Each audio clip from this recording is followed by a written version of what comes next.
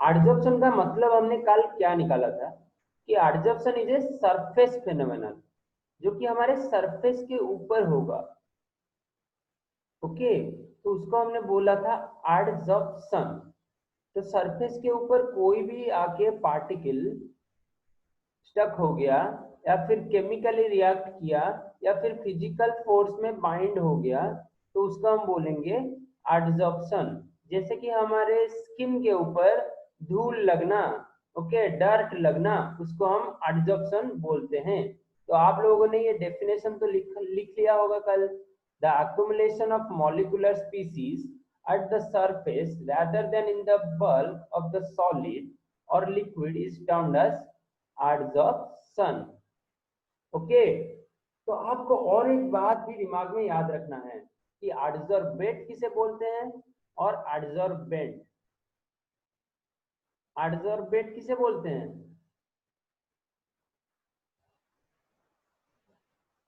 बताओ बताओ।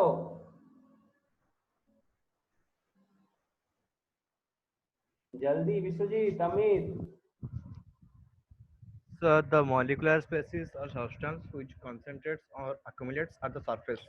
उसको बोलते हैं एडजॉर्बेट। जो अक्यूमुलेट होगा, जो अक्यूमुलेट होगा उसको हम बोलते हैं एडजॉर्बेट। और जो अक्यूमुलेशन, जिस पर अक्यूमुलेशन होगा उसको हम बोलेंगे एडजॉर्बेंट। ओके, ये दिमाग में रहना चाहिए।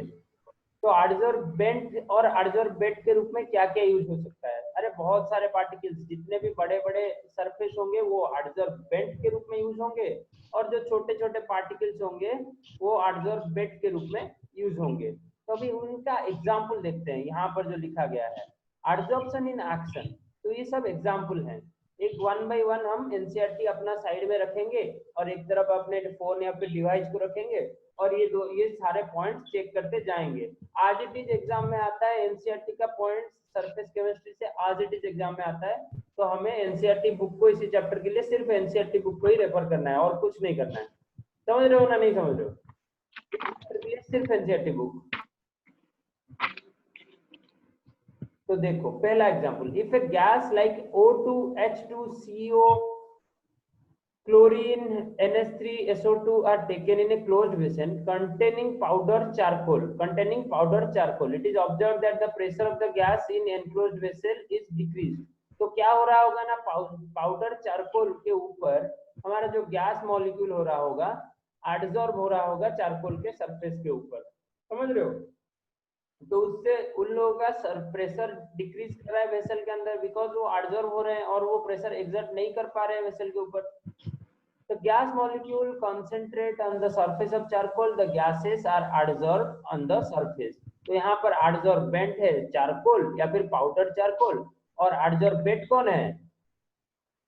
एब्जॉर्बेंट है पाउडर चारकोल, और एब्जॉर्बेट कौन है? भाई गैस है, गैस मॉलिक्यूल है एब्जॉर्बेट। गैस मॉलिक्यूल है एडजॉर्बेंट, और पाउडर चारकोल है एडजॉर्बेंट। तो ये भी क्वेश्चन में आया था। फिर इन ए सोल्यूशन, दूसरा एग्जांपल देखो, in a solution of an organic dye. अरे मेरे साथ आप लोग भी पढ़ना है, और जहां पर समझ नहीं आना है डिस्कस करना है, मैं पूरा आपको इसको डिस्कस करवा दूंगा। Okay, in a solution of an organic dye से methylene blue when animal charcoal are added. अरे एनिमल चारकोल क्या होता है? Animal waste, Fossil animal charcoal fuels. क्या होता है? एनिमल ए मीट। एनिमल जो रही गला पर जो पॉसिबल। हाँ हाँ, Fossil fuels. एनिमल जब स्टफ होके या फिर जलाया जाता है, उसमें से जो कोयला निकलता है उसको हम बोलते हैं एनिमल चारकोल। ओके, एनिमल को जलाने के बाद जो बचता है उससे हम मिट्टी डाल के जो कोयला बनाते हैं गोल गोल, उसको हम बोलते हैं एनिमल चारकोल। और प्लांट से भी निकालने तो वही चारकोल बोलते हैं। समझ रहे हो? तो एनिमल चारकोल के ऊपर जब ऐड किया जाता है तो solution is well second, it is observe that the filtrate turns colourless. Filtrate colourless क्यों हो जा रहा है? बिकॉज एनिमल चारकोल के ऊपर मेरा जो डाई पार्टिकल है वो एब्जॉर्ब हो जा रहा है। तो डाई पार्टिकल अगर एनिमल चारकोल के अंदर एब्जॉर्ब हो गया तो वाटर में कुछ नहीं बचा, वाटर में कुछ नहीं बचा, तो दस इट बिकम्स कलरलेस। समझ रहे हो? तो ये भी एक और एक एग्जांपल है एब्जॉर्प्शन का। बहुत ही इंटरेस्टिंग इंटरेस्टिंग एग्जांपल है। आगे देखते हैं दूसरा एग्जांपल, तीसरा एग्जांपल क्या बोल रहा है।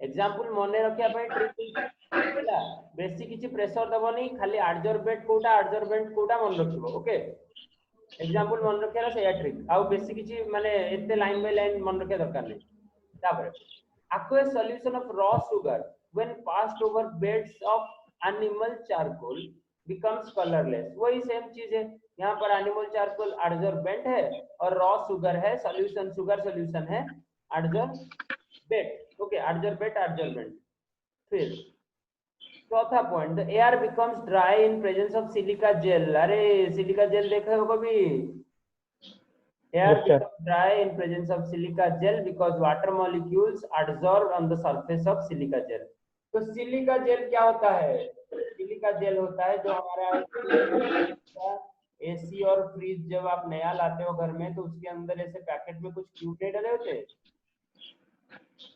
या फिर कभी आप पुराने जमाने के ऑफिस या फिर पुराने जमाने के सर तो जो फॉरेंसिक रे यूज है सिलिका जेल हाँ तो वहां पर एक साइड में एक बाउल होगा जहां पर सिलिका जेल रखाया गया होगा मैं इस उस जमाने की बात कर रहा हूँ जहां पर एसी नहीं था तो सिलिका जेल क्या करता था ना रूम में से सारा मॉइस्चर सारा ड्राइनेस अंदर ले लेता था अपने अंदर और जो मतलब क्या रेनी सीजन में हमारा घर इतना मॉइस्चराइज नहीं रहता था और सूखा सूखा रहता था तो वो काम था सिलिका जेल वहां पर भी एडजॉर्प्शन का प्रोसेस काम करता है अभी भी जब आप नया फ्रिज एसी वगैरह वगैरह लोगे कंपनी से तो उसके अंदर सिलिका जेल मिलेगा क्योंकि ना अगर एक्स्ट्रा मॉइस्चर हुआ तो हमारा इलेक्ट्रॉनिक डिवाइस को क्या कर सकता है खराब कर सकता है एक्स्ट्रा मॉइस्चर हुआ तो हमारा इलेक्ट्रॉनिक डिवाइस को खराब कर सकता है तो ये 4 एग्जाम्पल थे एनसीईआरटी बुक के और इसके बाहर से एग्जाम्पल नहीं आते और मैंने भी आपको एक और एक एग्जाम्पल बताया था इंक वाला क्या होता था चौक के ऊपर आपने इंक डाला तो क्या होता था इंक जाता था चौक के ऊपर एब्जॉर्ब हो जाता था ओके चौक के सरफेस के ऊपर यहाँ पर हर जगह सिर्फ चारकोल लिया गया है और एयर और सिलिका जेल में एडजॉर्बेंट कौन है बताओ सिलिका जेल क्या है विश्वजीत सुनो कथा सिलिका जेल क्या होता है sir adsorbent एडजॉर्बेंट एयर क्या होता है एडजॉर्बेंट ओके एयर में जो होते हैं मॉइस्चर वाटर मॉलिक्यूल हो या फिर और भी कोई गैस हो मेनली वाटर मॉलिक्यूल ना उनको बोलते हैं एडजॉर्बेंट और सिलिका जेल को हम बोलते हैं एडजॉर्बेंट ओके अब हमने एडजॉर्प्शन तो पढ़ लिया पर अभी पढ़ना है हमें डिसॉर्प्शन लिखो इसे रफ कॉपी में या फिर जिस कॉपी में जो भी लिख रहा है उसे लिखो डिसॉर्प्शन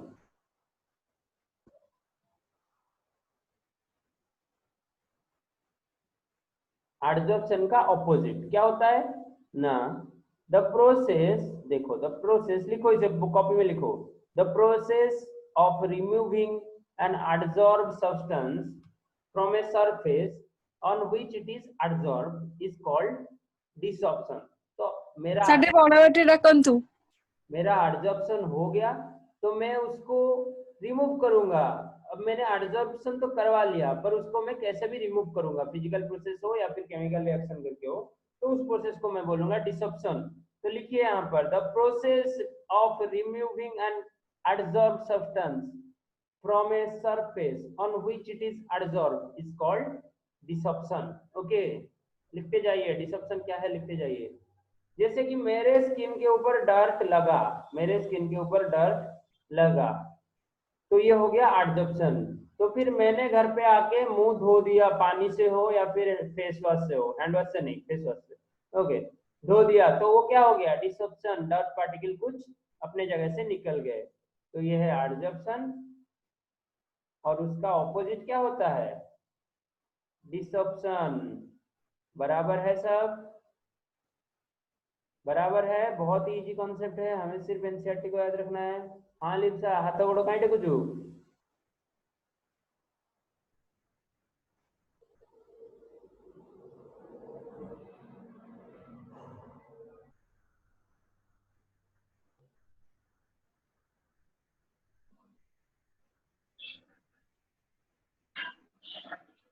अब ये वाला पॉइंट आपके लिए मैं होमवर्क छोड़ूंगा आपको निकालना है difference between adsorption and absorption ये पैराग्राफ मैं आपके लिए होमवर्क छोड़ूंगा बेटा एडजॉर्प्शन टिके ऊपर टिकले बीच हाँ टिके ऊपर टिकले देखो ऊपर को स्क्रॉल करूंगा। स्क्रोल करी ऊपर को ना तल को? हाँ मैं ऊपर को ऊपर। ओके हाँ एनसीईआरटी बही रखिनु कि पाखरे सब एनसीईआरटी बुक रखो साइड में। सर जो कौन आप रिकॉर्डिंग देखो आपन थरे देखो हम थरे देखो। मेरे में शायद मेरे में मैंने रिकॉर्डिंग में डाला है।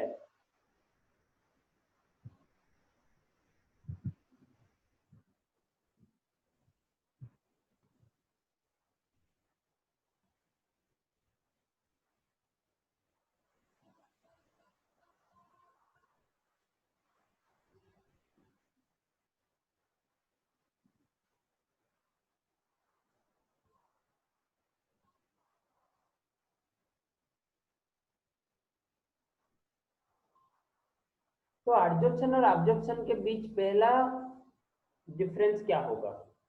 पहला डिफरेंस क्या होगा? याद करो, हमने बोला था adsorption is a surface phenomenon but absorption is a bulk phenomenon. Okay, body का पूरा हिस्सा यूज होगा एडजॉर्प्शन में, पर यहाँ पर सिर्फ हमारा सरफेस यूज होगा एडजॉर्प्शन में। Okay, absorption is a bulk phenomenon और adsorption is a surface phenomenon. ऐसे आपको 4-5 पॉइंट लिखना है, 4-5 पॉइंट कहीं से भी आपको कलेक्ट करके ये होमवर्क कंप्लीट करके मुझे भेजना होगा, और मैं बताऊंगा सही है कि गलत है। सही होगा जरूर, कहीं से भी आप लिख लोगे कोई बात नहीं। समझना भी है कैसे करते हैं, समझना भी है और लिखना भी है। ओके, तो और एक यहाँ पर इंटरेस्टिंग पॉइंट हमें दिया गया है कि both absorption and adsorption can take place simultaneously. The term sorption is used to describe both processes. तो ये जो सॉर्प्शन जो टर्म है ये हम एडजॉर्प्शन के लिए यूज करते हैं, अब्जॉर्प्शन के लिए यूज करते हैं और डिसॉर्प्शन के लिए भी यूज करते हैं, ये जो सॉर्प्शन टर्म है। ओके, तो ये वाला लाइन आप कॉपी में लिख लीजिए। डिफरेंस होमवर्क रहा, ये होमवर्क रहा, आपको लिखना है 4 या फिर 5 डिफरेंस। मैंने तो एक बता दिया, उसको छोड़ के और 3 डिफरेंस लिखो एडजॉर्प्शन और एब्जॉर्प्शन के बीच। खुद ये पैराग्राफ एक बार पढ़ना, अगर नहीं निकाल पाए तो मुझे बताना कि नहीं सर नहीं हुआ, आप और एक बार लिखा दीजिए, तो मैं अगले क्लास में वो लिखा दूंगा, कोई बात नहीं। तो अब लिखो, both absorption and adsorption can take place simultaneously and the term suction is also used to describe the both process। तो ये suction जो टर्म है वो adsorption के लिए भी यूज होता है और absorption के लिए भी यूज हो सकता है। पूरा पूरा थ्योरी बेस्ड टॉपिक है। आज हम थ्योरी पार्ट अच्छे से कंप्लीट करने की कोशिश करेंगे और अगले क्लास में एप्लीकेशन वाला पार्ट पढ़ेंगे।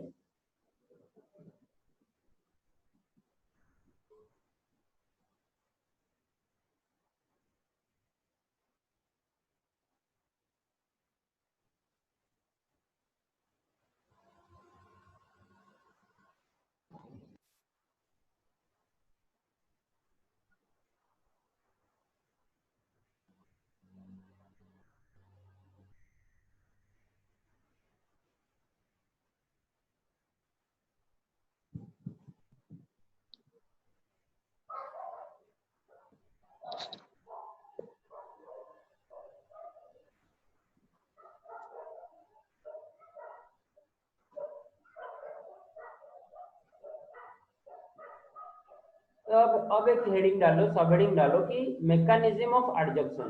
एडजॉर्प्शन कैसे होता है उसका हम उसके पीछे वाला केमिस्ट्री जानेंगे। एडजॉर्प्शन तो ऐसे होता है, मैंने बता दिया कि सरफेस के ऊपर आके मॉलिक्यूल लग गया, पर वो मॉलिक्यूल कैसे लगा, केमिकल रिएक्शन होके या फिर फिजिकल फोर्सेस के दौरान, तो वो हम समझेंगे अभी। दोनों ही रास्ते हो सकता है, फिजिकल फोर्सेस में भी लग सकता है एक मॉलिक्यूल सरफेस के ऊपर और केमिकल रिएक्शन होके भी लग सकता है। तो कैसे होगा अब उसके बारे में देखेंगे। तो हमें सिर्फ एनसीईआरटी को फॉलो करना है। तो देखते हैं, adsorption arises due to the fact that surface particles of the adsorbent are not in the same environment as the particles inside the bulk। तो जो सरफेस वाला पार्टिकल वो एनवायरनमेंट को ज्यादा एक्सपोज होता है, पर वो बल्क वाला पार्टिकल वो पार्टिकल्स और पार्टिकल्स के बीच एक्सपोज होता है, तो वहां पर एडजॉर्प्शन नहीं हो सकता। पर बाहर वाले पार्टिकल जो कि एनवायरनमेंट के साथ एक्सपोज है तो उस पर फॉरेन पार्टिकल आके लग सकता है, तो वहां पर एडजॉर्प्शन हो सकता है। तो ये उन्होंने बताया। And the adsorbent, all forces acting between the particles are mutually balanced. हाँ, mutually balanced होगा। जितने भी फोर्सेस एडजॉर्बेंट मॉलिक्यूल के ऊपर लगेंगे वो म्यूचुअली बैलेंस होना चाहिए, नहीं तो वो मॉलिक्यूल अनस्टेबल होगा। तो कैसे करेगा दूसरे को एडजॉर्ब अगर खुद ही अनस्टेबल है? Then hence they possess unbalanced or residual attractive force, and the force of adsorbent are responsible for attracting the adsorbate particle on the surface. तो ये जो सरफेस वाला है, देखो ये जो सरफेस वाला एडजॉर्बेंट मॉलिक्यूल है उसके ऊपर अंदर से तो फोर्स आ रहा है पर कोई बाहर से फोर्स देने वाला नहीं है, तो ये इसको भी बैलेंस होना पड़ेगा। अगर इसको बैलेंस होना पड़ेगा तो बाहर से कोई पार्टिकल आके इसको फोर्स दे तो ये बैलेंस हो जाएगा, क्योंकि अंदर से इसके खुद के पार्टिकल इसको बाहर धकेल रहे हैं। तो अगर बाहर से अगर कोई फॉरेन पार्टिकल आके इसको अंदर धकेलने की कोशिश करेगा तो ही जाके ये बैलेंस होगा। तो इस पॉइंट में ये किसको अट्रैक्ट करेगा? बाहर कोई भी एडजॉर्बेंट मॉलिक्यूल होगा तो ये एडजॉर्बेंट का सरफेस पार्टिकल उसको अट्रैक्ट करेगा। तो ये बेसिक फंडा। तो इस तरह होता है हमारा फिजिकल एडजॉर्प्शन। ये है फिजिकल एडजॉर्प्शन या फिर फिजियोसप्शन, जो कि फोर्स के चक्कर से होता है। फोर्स के चक्कर से होता है, केमिकल रिएक्शन अभी तक नहीं हुआ है। ओके, इसको बोलते हैं हम फिजियोसप्शन।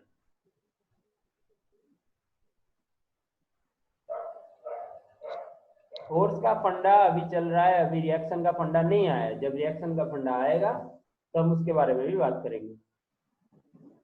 अब देखो, एक्सटेंट ऑफ एडजॉर्प्शन किसके ऊपर डिपेंड करेगा? ऑब्वियसली एडजॉर्प्शन सरफेस के ऊपर हो रहा है, तो जितना बड़ा सरफेस होगा एडजॉर्प्शन उतना ज्यादा होगा। तो extent of adsorption is directly proportional to surface area. ये लिखो, extent of adsorption is directly proportional to surface area. Surface area जितना ज्यादा होगा एडजॉर्प्शन उतना ज्यादा होगा। Extent of adsorption is directly proportional to surface area. ये हो गया हमारा फिजियोसप्शन का पार्ट। अब चलते हैं एडजॉर्प्शन केमिकली कैसे होता है।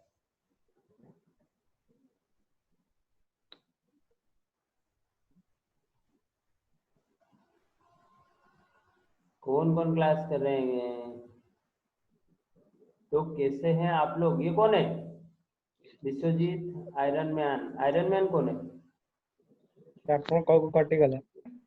हाँ, बहुत बढ़िया, मेरे पास इतना पावर है। आयरन मैन कौन है?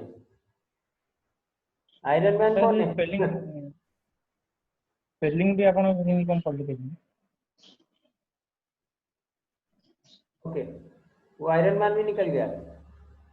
चलो आप लोग ही क्लास करो, विश्वजीत, लिप्सा और अमित क्लास करते रहो। अमित तो ना चेंज करो, अननोन बॉय कौन, अपना नाम डालो, क्लास करते रहो। सर लास्ट टाइम सर मोर जन्म पड़ी सर। हाँ बेटा। सर 4:30 रे गौरव सर को अछि फिजिक्स। गौरव सर फिजिक्स अछि 4:30 रे। आज्ञा ଆଉ 4:30 କେତେଟା ବାଜିଲା? କେତେଟା? 4:22। 4:22। ओके, 8 मिनिट ଆମେ डिस्कस କରିବା बहुत बढ़िया से। और 4:33-34 जाए भीतर हमर भी सर दियो, चिंता कर। ओके, तो बस जा 3-4 मिनिट पूरा डिस्कशन कर दबा, थ्योरी पार्टटा, एडजॉर्प्शन पार्टटा, मेकानिज्मटा, तापर पळेबो सब। कौन बेसी टाइम क्लास नहीं करे, अल्प अल्प पढ़िबा, सब दिन माने दिन छोड़ा दिन पढ़ी कोर्स कर दवा। बेसी टाइम क्लास कले बोरिंग लगे। कोर्स भी तो कमी कोर्स बहुत कमी जाइए, बस तुमको टे परिश्रम दरकार, थोड़ा सा इफोर्ट डालोगे। इतना कम सिलेबस, मतलब गोल्डन अपॉर्चुनिटी है इस साल। और मार्किंग भी बहुत मतलब लूज होगा इस साल, तो थोड़ा करो, अपने तरफ से कोशिश करो।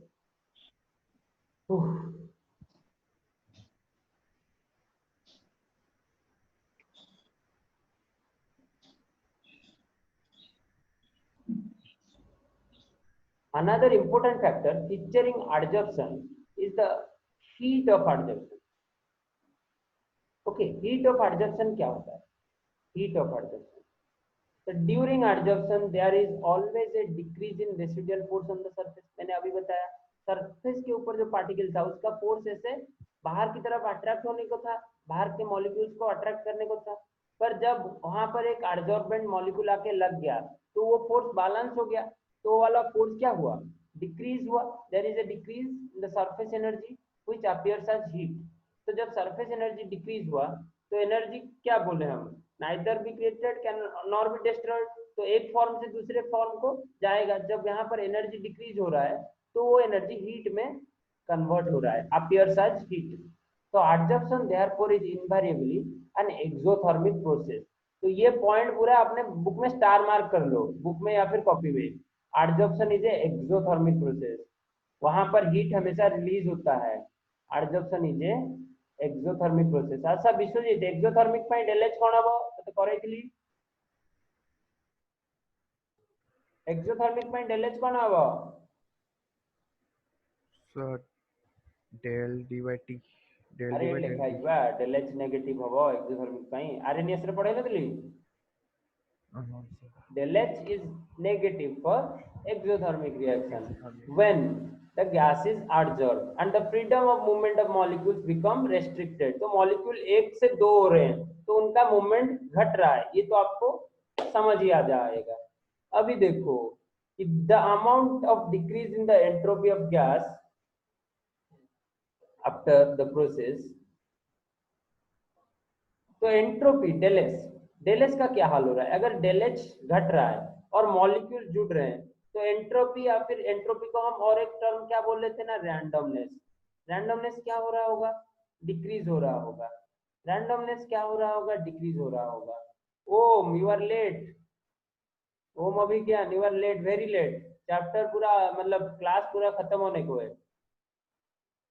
देन तो यहाँ पर क्या क्या हो रहा होगा ना, डेल एच भी नेगेटिव हो रहा होगा। एक पार्टिकल था वो घूम रहा था अकेला चारों तरफ, उसके ऊपर और एक पार्टिकल एडजॉर्ब हो गया तो उनका रैंडमनेस क्या हुआ? डिक्रीज हुआ। अगर रैंडमनेस डिक्रीज हुआ तो डेल एच या फिर एंट्रोपी वो क्या होगा? नेगेटिव हो जाएगा। और डेल एच तो नेगेटिव है ही पहले से, क्योंकि ना ये एक एक्सोथर्मिक रिएक्शन है। तो हमने पहले क्या बताया था, एक केमिकल रिएक्शन होने के लिए डेल जी का वैल्यू क्या होना चाहिए? विश्वजीत बताओ, ये एक केमिकल रिएक्शन होने के लिए डेल जी का वैल्यू क्या होना चाहिए? नेगेटिव होना चाहिए, पहले क्लास में बताया था। Positive. पॉजिटिव, पॉजिटिव होगा तो रिएक्शन नहीं होगा। देखो जाके अपना कॉपी से पूरा खोलो, कॉपी खोलो, फर्स्ट पेज खोलो, पता चल जाएगा। तो फिर डेल जी का फॉर्मूला मेरे पास क्या था? Del H minus T del S. तो टेम्परेचर समझ लो कुछ भी है, टेम्परेचर कभी नेगेटिव होगा? नेगेटिव नहीं होगा टेम्परेचर, समझ रहे हो? तो हमें डेल एच मिला नेगेटिव और ये नेगेटिव डेल एच, तो नेगेटिव नेगेटिव यहाँ पर आ जाएगा पॉजिटिव। तो हमें ये एडजॉर्प्शन होने के लिए डेल जी का वैल्यू नेगेटिव चाहिए, तो कौन बड़ा होना चाहिए? डेल एच बड़ा होगा या फिर डेल एच बड़ा होगा तो एडजॉर्प्शन होगा? बताओ डेल जी का वैल्यू कब नेगेटिव आएगा? जब डेल एच बड़ा होगा या फिर डेल एच बड़ा होगा? अरे थोड़ा सा तो मैथमेटिक्स यूज कर लो। जब डेल एस बड़ा होगा, डेल एच बड़ा होगा, तभी जाके हमारा नेट वैल्यू नेगेटिव आएगा, क्योंकि ना डेल एस यहाँ पर मल्टीप्लाई हो रहा है टी डेल एस के साथ। ओके, जब del H T del S से बड़ा होगा तभी जाके हमारा डेल जी का वैल्यू नेगेटिव आएगा, तभी जाके हमारा डेल जी का वैल्यू नेगेटिव आएगा और हमारा एडजॉर्प्शन पॉसिबल होगा। तो इस तरह के एडजॉर्प्शन को हम बोलते हैं क्या? केमियोसब्शन, क्योंकि ना ये केमिकल प्रोसेस से होता है, केमियोसब्शन। और जब ये दोनों जीरो हो जाएंगे, डेल जी का वैल्यू जीरो हो जाएगा, नेगेटिव नहीं पॉजिटिव नहीं, जीरो हो गया, तो वहां पर इक्विलिब्रियम कंडीशन आ जाएगा। ओके, इक्विलिब्रियम कंडीशन मतलब सरफेस में एडजॉर्ब मॉलिक्यूल आ गए हैं पर वो रिएक्शन आगे नहीं बढ़ा पा रहे हैं, वहीं पर आके इक्विलिब्रियम में बैठ गए हैं, समझ रहे हो? तो ऐसा कुछ हो जाएगा। अब देखते हैं टाइप्स ऑफ एडजॉर्प्शन। यहाँ तक मैकेनिज्म में हमें दो तरह का मैकेनिज्म समझ में आया। एक तो फिजिकल सॉर्प्शन का, कैसे हमारा फोर्स से अट्रैक्शन और डिसॉर्प्शन होता है, और दूसरा हमें समझने में आया कि कैसे हम लोग करते हैं केमियोसब्शन, या फिर डेल जी का फंडा क्या है। डेल जी अगर नेगेटिव हुआ तो हमारा रिएक्शन पॉसिबल है, और डेल एच भी नेगेटिव होना चाहिए उसके लिए, डेल एच भी नेगेटिव होना चाहिए उसके लिए, और डेल एच भी नेगेटिव होना चाहिए। यहाँ तक समझ में आया कि नहीं आया? ओके, अगर डेल एच नेगेटिव है, डेल एच नेगेटिव है, तो हमें चाहिए del H is greater than T del H, तब जाके हमारा नेट डेल जी नेगेटिव आएगा और ये रिएक्शन पॉसिबल होगा। यहाँ तक सबको समझ आ गया? विश्वजीत, अमित, ओम, ओम अधार वासले भी चलिबो, बुझियो ये सब फैक्ट गुड़ा बहुत इजी अछि। लिप्सा बुझी पारछु ना बुझी पारनु किछि निश्चय बताओ बताओ जल्दी बताओ समझ आया कि नहीं समझ आया टाइप्स ऑफ एडजप्शन अगले क्लास के लिए छोड़ देते हैं यहाँ पर इसका क्लास है नेक्स्ट क्लास हम अगला क्लास कल लें या परसों लेंगे मंडे मंडे संडे मंडे रखेंगे ओके ओम नेक्स्ट क्लास ठीक टाइम रे आसीबू आ कोन करबा तो ଆପଣ कटक रे ଅଧଘଣ୍ଟା କେମିତି class? या लॉकडाउन घुंचिबो ता बोली कोन हम बसतिबा पढिबानी ନାଇଁ ନାଇଁ ନାଇଁ ସर ଟିକେ ଆଜି ସେ तू सोई पडु ठीक टाइम रे हो ନାଇଁ ନାଇଁ ଶୋଇନି ମୁଁ ନେଟ୍ ପ୍ରୋବ୍ଲେମ ହେଲା ମୁଁ ଆରଥର ଠିକ ଟାଇମ ମୁଁ କହିଲି ଇଣ୍ଟରନେଟ ପ୍ରୋବ୍ଲେମ ହଉଥିଲା ओ इंटरनेट ମୋର प्रॉब्लम ହଁ ସାର୍ ଗୋଟେ